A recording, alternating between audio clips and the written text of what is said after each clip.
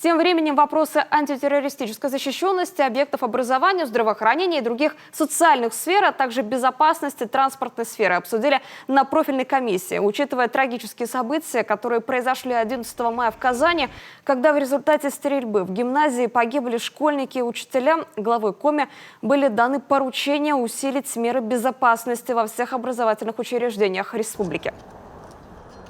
Коллеги, такая работа должна вестись постоянно, чтобы не допускать подобные инциденты.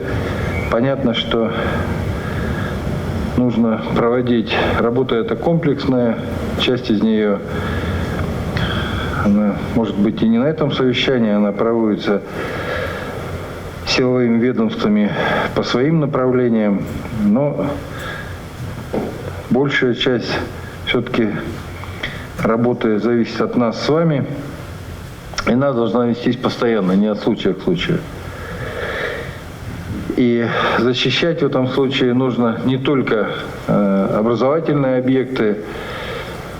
Понятно, что у нас есть большая концентрация людей и на других социально значимых объектах. Это и больницы, это и объекты транспортной инфраструктуры, это и культура и объекты спорта.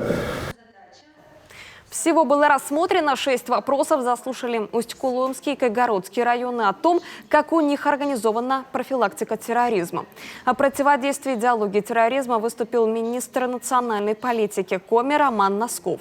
А руководитель аппарата антитеррористической комиссии в республике Александр Бурцев рассказал о необходимости внесения изменений в регламент проведения мониторинга политических, социально-экономических и других процессов, которые оказывают влияние на ситуацию в области противодействия терроризму на территории региона.